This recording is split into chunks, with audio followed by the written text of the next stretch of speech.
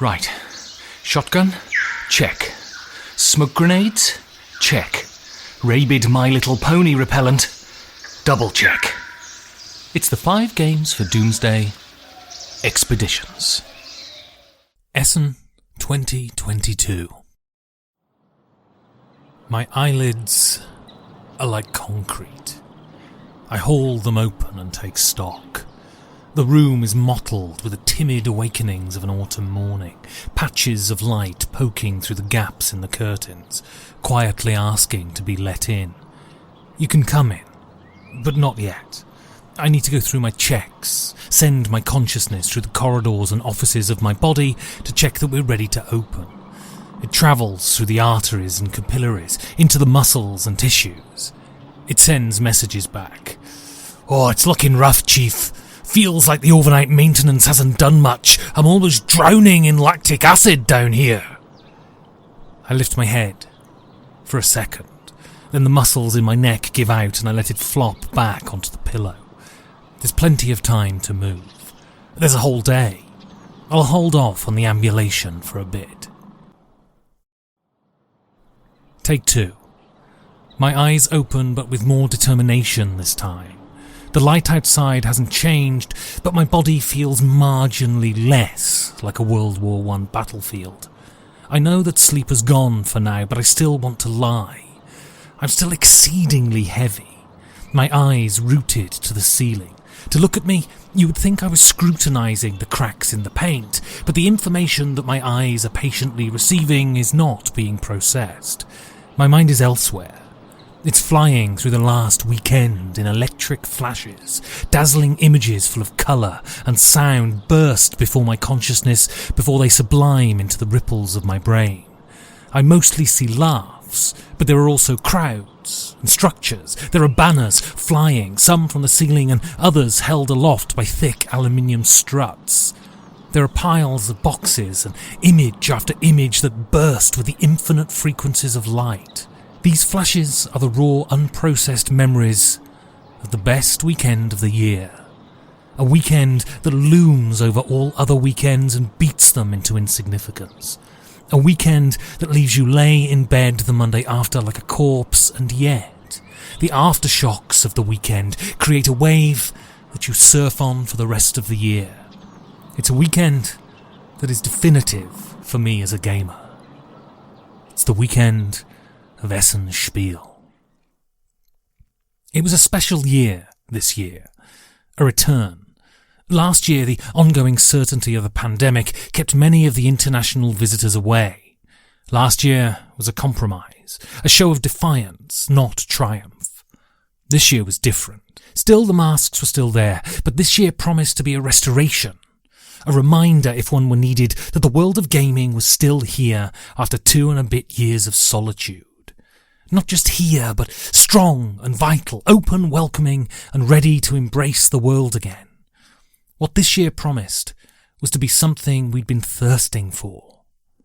This year promised to be normal. The normality of Essen. That wonderful brand of normal abnormality. Halls crammed full of people, tables exploding with new mechanisms, and the electricity of tens of thousands of gamers feeling effortlessly at home, surrounded by their peers, drowning in ludology. This is the normal I'd been craving since the pandemic had brought the portcullis down on socialising. I'd been in rooms with other people since, but so many people, so intensely.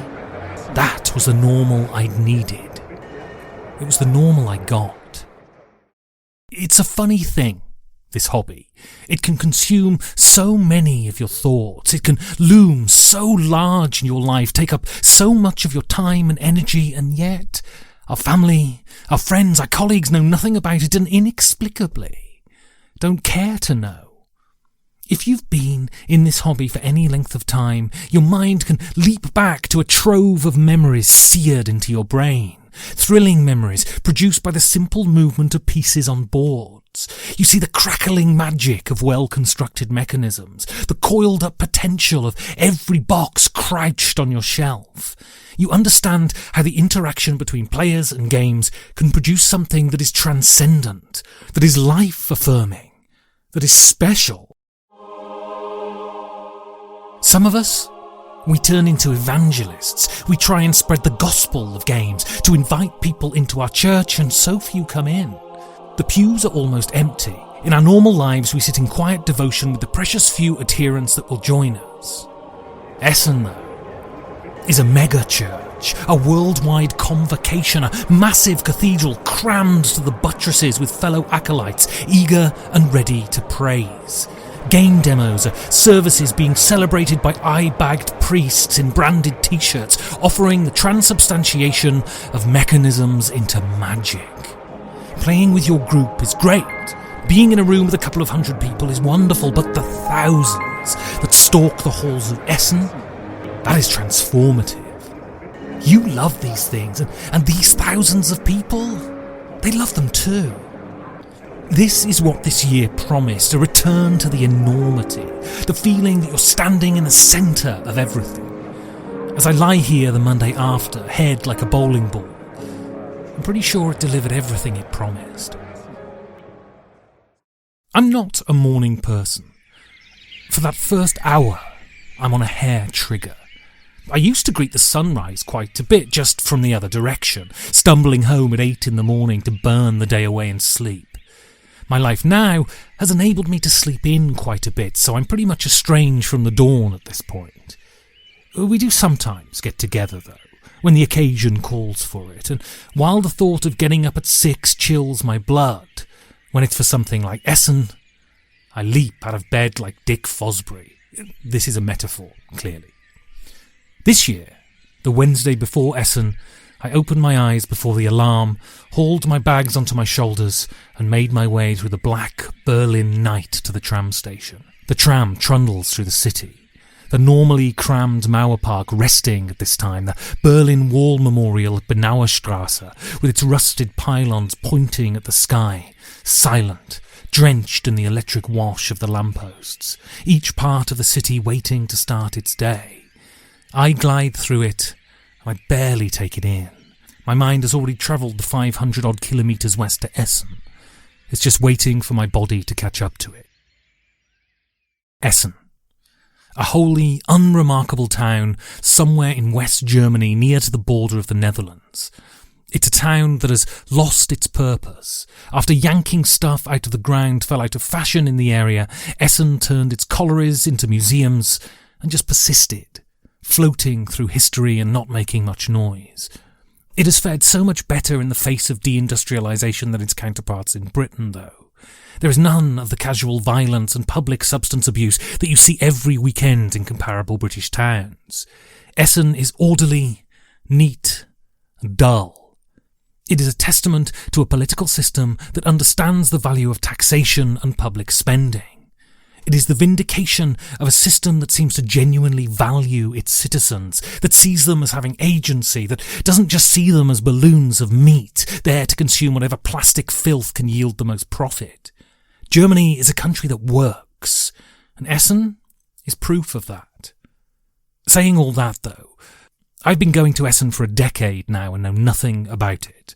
I haul my shit off the train and head straight for the convention centre. This is my Essen, the 110,000 square metres divided into 9 halls that host the Spiel, the biggest board game show in the world. We dig minerals out of the ground and process them into metal and concrete and mortar. We take these things we've made and use them to make other things, roads and pylons and trucks and boats. We construct buildings and interact with them, and in that interaction we imbue them with magic.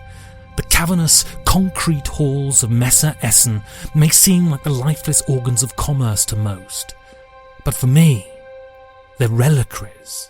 They hold the things that are most precious to me, my memories, accrued over 10 years of attendance, the conversations I've had there, the drinks I've drunk, and the endless promenades through their temporary corridors have transformed these sterile hangars into the basilica of my peculiar form of worship. Every time I walk in there, it's remarkable. And it's never more remarkable than the day before the show actually opens. There is magic in discarded cardboard boxes and mountains of cellophane, the sound of hammering and the acidic beep of reversing forklift trucks. If you go to the show on Wednesday, you understand just how quickly this thing is put up. Arrive at 2 in the afternoon on Wednesday and almost nothing is done. Thursday morning at 10, it has been transformed into the massive event that it is. Wednesday, though, it's so much fun. I arrive early afternoon and flit through the halls, dropping in on old friends, drinking pints of beer and making a nuisance of myself. There is a real sense of camaraderie on Wednesday. Publishers swapping war stories and expectations, fretting over game deliveries and nailing up posters. Wednesday crackles with expectation. Before the crowds of people, before the fatigue, before the ubiquitous noise saps you of strength. Under the cover of my press pass, I get to witness what so many don't. And while it may seem prosaic, this day, weaving in between the detritus of preparation, is always one of my highlights. We congregate around the Spielworks booth, where Uli Blenneman, the huge-lunged fulcrum of German gaming, is doling out measures of whiskey. People rock up, have a drink, make shitty jokes. We stand amongst the discarded packaging, laughing and drinking, shaking off the petty frustrations of the prosaic hike that we call normal life. For 4 days, we run parallel to going to the supermarket and hanging out the washing. We temporarily opt out of dragging our husk around the shops and offices of the quotidian and opt into something altogether more exhausting and rewarding. Something special. I'm regaling some poor sod with a string of expletive-filled inanity when Uli taps me on the shoulder. Hey, we have to go. And off I go to the Deutsche Spielpreis ceremony. I'm so glad I get invited to this every year. It allows me to see the tugged collars and uncomfortable stances of people wholly unused to wearing formal clothing. I grab free drinks and stumble into people and persuade them to speak into my microphone. I eat far less than I should, and that makes my head foggier and foggier as the evening goes on, and at the end of the night I stumble back to whatever place I'm calling home for the week. Uli snorts derisively at all the speeches, but I love them. A savage like me is so rarely at these kinds of formal situations that I sit and soak in the dim delighting and the gentle buzz of people who don't know if they're allowed to speak at normal volume or not. After the speeches, I bumble around the room, interrupting people when they thought they could just settle into the rest of the night and have a couple of drinks. Emboldened with booze, I totter over to the head table, tap the mayor of Essen on the shoulder, and in what I imagine must be incredibly slurred German, ask him if I can grab him for an interview. I don't know anything about games, he gruffly tells me. Kein Problem, falls out of my mouth. We can talk about Essen. He nods, and I plop myself down next to him. What follows is a sober politician trying to put his best foot forward while a drunken fool asks him questions in terrible German and totally fails to translate his answers in a respectful manner. There is ample evidence of this in my Essen Day Zero episode. The fact that I wasn't hoiked out of there is a miracle that will never be fully explained. Afterwards, though, when I've turned the mic off, we have a good talk, and I found that I got on famously with him. Rudolf Jelinek is a man that is devoted to this humble little burg in a way that I find admirable and utterly perplexing. I floated through life, never really affixing myself to anything or anyone. It's a credo that results in the kind of freedom that leaves you hollow and lonely. Rudolf is a man of stolid commitment. The way he talks, you can feel that he has held on to his basic socialist ideals into his 70s, and he's trying to guide this little town that had previously lived on what could be yanked out of the earth into a new and uncertain future. There is so much cynicism around politics and politicians. They're all portrayed as money-grubbing shits trying to pry all they can away from the public purse. Speaking to Rudolf for a few minutes, unguarded, around a table with a drink in our hands, you don't sense arrogance or self-obsession. You certainly don't sense the desire for larceny. His is a view that looks outwards, not in. His pride is not for himself, but for the place he's helping to build. For so many, this town is unremarkable. For Rudolf, it's the centre of his life, and its well-being is his. It reminds me that not everyone is floundering around in their own self-pity, unable to peak above the waves of their own blinkered regard. There are those who can look further than themselves and project their care outward to a thankless world. There are those who understand duty. I see that in Rudolf Jelinek.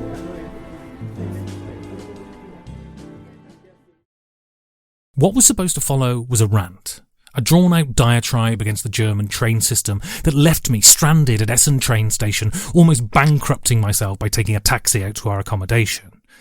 I could have done that, but 2 minutes of "the trains are shite" is redundant, and my inconvenience doesn't get away from one simple fact. Regardless of my annoyances and gripes, the trains in this country are simply breathtaking. They democratise travel, they offer arteries through the land, they allow you to see a place rather than just fly over it. We live in a world that is burning under our feet. People's homes are being consumed by the ever-rising sea because we can't get out of our fucking cars. We can't stop taking planes to places just down the road. Our pure, unbridled selfishness will end up destroying all of us. That's fine, you may say. We'll get what we deserve. But what about the Javan rhinos? Do they deserve to die to knock an hour off a trip? What about the Yangtze finless porpoise? Will they get what they deserve when they're inevitably wiped out because we can't be bothered to go to a train station, so clog up the roads and air with our lines and lines of fucking cars? What about the Amur leopard, the hawksbill turtles, the tooth-billed pigeons? I could go on. I wanted to write a curmudgeonly bit about how I always seem to be the victim of shitty train timetables, but it's all a confection. I love trains. They unlock so much of the world for me. I love putting my head down on the tiny pillow of a sleeper cabin and have the gentle rock of the train put me to sleep. I love the landscape whizzing past my window. I love how the signs look different in different countries and yet speak to a universal trainness. I don't want to use this paragraph to have a good-natured go at bloody trains. I want to thank the train operators, thank them for running these wonderful machines every day, thank them for getting me out of the humdrum of my life. You should thank them too by taking a train somewhere, anywhere. Take one of these wonderful machines that carve through the countryside, arrive somewhere, get out, breathe different air, then head back home. Trust me, it'll be worth it. Now, it might be the drink and the shitty food. It might be the endless walking or the constant aural assault. It might be that my excitement leaches out any remaining nutrition from my aching body. But sleep has so little value to me at Essen. I slept about 7 hours every night this year and woke up feeling like I'd gubbed a handful of mogadons. Hauling myself out of bed and sticking myself in the shower constitutes an engineering miracle when I feel this knackered. But on the Thursday morning, I cleaned myself, forced down some shitty muesli, and made my way to the train. Looking out the window and watching the field transform into the Essen suburbs and eventually the city itself worked like a jolt of caffeine. With every metre travelled, I started to get that feeling in the pit of my stomach. Anticipation. The knowledge that in a few minutes I would be walking through the halls again, all set up for me to breeze by them and not really take any notice of what they're selling. We arrive at the Messe and I walk by the huge queue of attendees and brandish my press pass to the security guy. He waves me into the empty halls. I'm for equality as much as the next person. Also, I'm old now and shouldn't feel the silly electric thrill of being let in early. It's only 15 minutes, it doesn't really offer any tangible advantage. But there must be a region of my hindbrain triggered to push the adrenaline button. I turn to Steve and say this, and he nods. He feels the same. Getting in early. Being this excited by it is bloody silly. But there it is. The halls. They stand there, huge and technicolor, crepitating with ludological magic. Thousands of independent states with their own laws and customs, and yet part of some huge federation with a singular goal: to bring games to the world. Walk through the halls and it feels like you're walking through a multicoloured hive of thought and exclamation, of laughs and frowns, of contemplation and flippancy. To walk through the halls of Essen is to embark on a multifaceted narrative, to pass through a rainbow of human distraction. The halls of Essen hold things I'm fascinated by and things that leave me frigid. All of it has its place. It's so wonderful to enter a world of such variety. So much of our lives, especially if we dwell in urban areas, are spent in the company of people we've chosen to be with. Those who are like us, have our predilections and share our desires. We turn our lives into the most resonant of echo chambers. We may even start to think we're right about things. What folly. A walk through the halls of Essen tells us a story of nations. It tells us a story of ages. We have this one thing in common, games, but everything else is up for grabs. A walk through the halls of Essen can break us out of our self-imposed exile. It can place us at tables with those whose views or lives are completely different from our own. It is the very reason we should get out of the house. If we only spend time with those who think like us, eat the food we eat, listen to the music we listen to, believe the things we believe, we become arrogant and self-indulgent. We become a walking Twitter bio and spout Facebook posts. If we don't engage with those that are different from us, we become rice paper. We become emptied out pea pods with nothing inside us but what we are sure is right. And the second you become sure about anything, you become inflexible. You become dogmatic. You become an adherent. You become a bigot. A walk through the halls of Essen is a chance to meet others and expand your horizons. If you ever wondered if you should go to Essen or some other similar event, you should. And this is the reason why. Essen is also oxymoronic. From the first day to the last, I simultaneously feel exhausted and wired, ecstatic and drained. There's so much here that invigorates and enervates. The new games, the sheer showmanship of the whole thing. Then there's the pushing through the crowds of people to get where you need to go, and the ubiquitous noise that pulls the energy out of you. There's that feeling of being truly at the centre of something, and then there's the draining logistics of every move you make here. Simply talking above the hum wears you out. For all of my exhaustion, though, I love every second of prowling the halls, just being here with these people who know, who get it. Thursday was a blur, whizzing around the halls, fearful I wouldn't get enough material for the day's podcast, a little fist of anxiety that unclenches with every word committed to tape. I never sit down to a game. That will come in the following weeks. Playing games badly taught in that morass of sound is no fun for me. I need the quiet contemplation of a kitchen table to truly enjoy the games. I just want to meet people. Essen is people for me. At 7 o'clock, the tannoy tells us to piss off and we fan out across the city. Bars and restaurants and hotels thrum with the activity of gamers, and we stumble to the Pfefferkorn in the centre of town. A dark and wholly unremarkable German restaurant. We pile around the table. Martin Wallace is already there. He's left the convention early and he's set to work on the local German beer. He heartily welcomes us with a loud voice and crimson cheeks. We order drinks and others file in. We order more drinks and some average salty food and get to the real business of the evening. Stories. Martin holds court, telling us all the dirty secrets of a life spent in board games. We listen and interject and laugh and wince. As more drinks flow, we get cruder and more euphoric.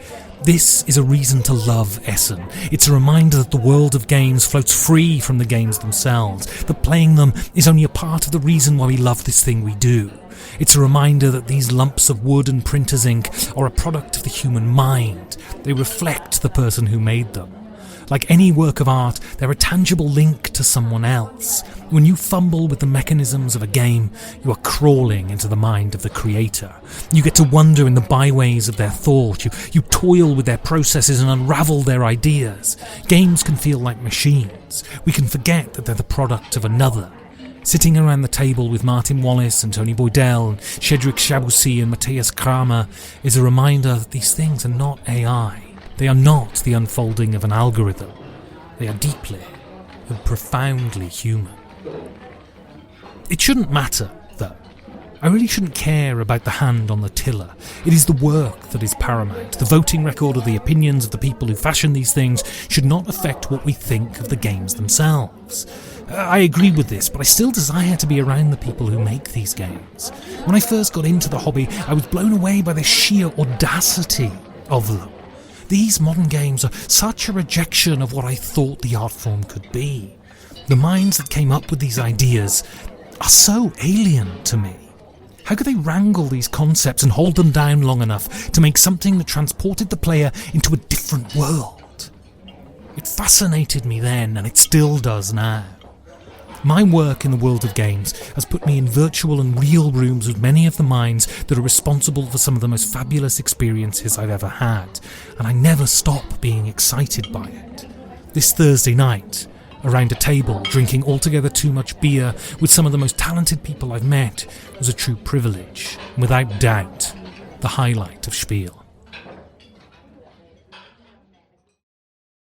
If you owned a satellite and could train it on me during the weekend of Essen, you would be struck by how uniform the whole time is. Every day looks very much like the previous one. I haul myself out of bed, make my way to the halls, potter about, talk to a few people and head home. It looks like I'm an aimless drone in a gigantic hive, a Sisyphean repetition. You'd probably wonder what I got out of it. Press the zoom button though and come in closer. Engage the inbuilt microphone so you can listen to the words being spoken, then flip open the secret panel that gives you access to the part of the satellite that allows you to read the mind of the subject. Then you'll see that the picture changes. From far enough away, most lives look futile, especially when you consider that they all end up in the same place. The cruel finality of death renders results inconsequential. That's why the real fruit of life can never be anything as crude and shallow as things. We should measure ourselves by the bonds we form or break, by the light we bring into the lives of others. This is why we cannot truly judge another until we see into their minds, until we pick apart the networks of their lives and the traces they've left on the world. Watch me as I traverse the halls of Essen, and you'll understand why I go back every year, why I anticipate it every year. Problem is, though, most of you don't own a satellite, so I'll try and explain it with my clumsy prose. The pandemic tore me away from my fuel source. People. Some of the bonds I'd forged previously have yet to be re-established. I still feel the effects of the pandemic in every aspect of my life. I often find myself alone, staring at screens, walking streets, filling up time. I find myself more scared than I used to be. I find myself catastrophizing more than I ever used to. This is a symptom of this age, a symptom of the unsteady ground we find ourselves on. I sometimes feel that life is like scrabbling up a gravel path. My footing is always unsure, and at any moment I could hit the wrong stone, come tumbling down to the bottom and have to start all over again, but this time with a busted knee and a black eye. Then I spend 4 days at Essen. 4 days of chance meetings and snatched conversations. 4 days of laughing and living. 4 days of mentally recharging, of gorging on my fuel source, temporarily torn from the stress and chaos that is my life at home, submerged into a collective love for this silly little pastime. Life is connections. Life is time spent with others, and life can only be lived in connection with others. The laughs you give and receive are bursts of energy, bursts of affirmation. As I haul myself out of bed on the Monday after and trudge to the kitchen for breakfast, drained from the weekend exertions, I ask myself, why do I do this every year? It's simple. It's because Essen is life. It's life distilled. Thank you for listening, and if you enjoyed this and want to support the show, you can do so by going to patreon.com/5G4D.